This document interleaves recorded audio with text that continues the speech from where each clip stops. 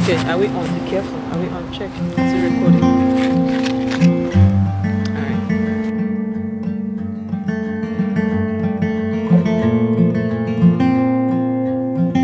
Alright. So hi guys, and welcome once again to my channel. My name is Chinyo of juliettsstyleglam. If this is your first time on my channel, you are very welcome. And of course, if you already subscribed to my channel, you're awesomely welcome as well. And if you're not yet subscribed to my channel, the button is down there, look for it and do subscribe.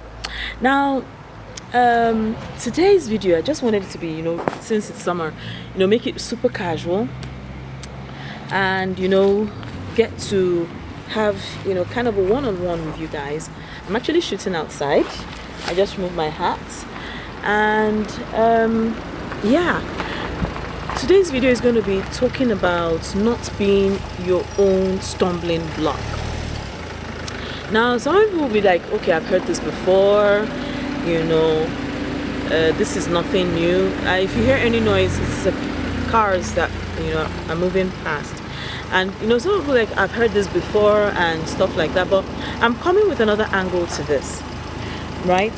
And why I'm doing this is because over the weekend I had the opportunity to have a long discussion with someone, and this someone is someone I would say is a very close, it's like a brother. And over time, I could sense he was going through stuff, and then he was able to tell me one or two things, and before he could even go further, I just told him, listen, stop. Okay, now the angle I'm coming with this is not about if you are in your what's it called, in your place of work and you have a crazy boss or a very annoying boss, bonjour, and you have a very annoying boss or something. I mean, that's your job. But I'm talking about things that we may see as family. Let me get right down to it. It's about family. So this is the scenario. Imagine yourself in another country or another city or somewhere else, and then you have to be taken care of by somebody who is an extended family member. Now extended family members are different. I mean, we have those that are really nice, and we have those that are really that kind of thing. And you get on all about, oh, this my uncle is this, that my person is that, that kind of a thing. Hey, I got news for you. Swallow it. Yes, your uncle decides that he wants to, or your aunt decides that he wants you to do things his way. Swallow it. Take it all in, suck it all in, and move on. Do it with a smile. Do it with all happiness. Listen, see it as your sacrifice to greater things. Now, let me be more precise. This guy came to me and he was talking about his uncle who he was living with, and giving him conditions. Basically it's about the church. No, he wants to go to this church. The uncle says no, he must go to his own church. Stuff like that. No, you must do things like this. What would people say? That kind of a thing. And I told him, I said, listen, whatever it is you're doing today with your uncle or whoever, it's just for now. The future is way bigger. It's much broader than what you can even imagine or see. So what am I saying? If you find yourself in a situation, especially with family members, I have this saying that I have always lived by and I've always gone with, and it says, never bite the finger that fed you. Please do not go around or stop thinking you can go to one person or the other and start telling the story of your life or what is happening in the home that has sheltered you or is sheltering you and is feeding you or is doing one thing or the other for you. Listen, human beings have different ways of being very being very entitled. Yeah, I'll use the word entitled. We all have different ways of treating people how they come to our homes. Very rarely do you see someone who is going to treat you like their own. They are very few. But then when you see those ones, thank God and appreciate them for that. But when you now meet the ones who want to give you conditions because you are staying in their homes, please, for the sake of everything that you hold dear, for the sake of what you seek, for the sake of tomorrow, for the sake of, where you are going to be tomorrow, for the sake of trying to, you want to be the best of whom you are tomorrow, stick with it, swallow it, do it, and do it with love, do it with a smile, do it with a sacrifice, do it with every fiber of your being, because that is your test of faith, like it or not. Why I'm saying this is because this person I'm talking about happens to be in a very, very precarious situation, but then your situation does not permit you to have all the to carry out or to remove all these conditions. Your situation makes it that these conditions are what you have to live by for the moment. Think about it this way: it's only for the short term. The long term is the future right in front of you.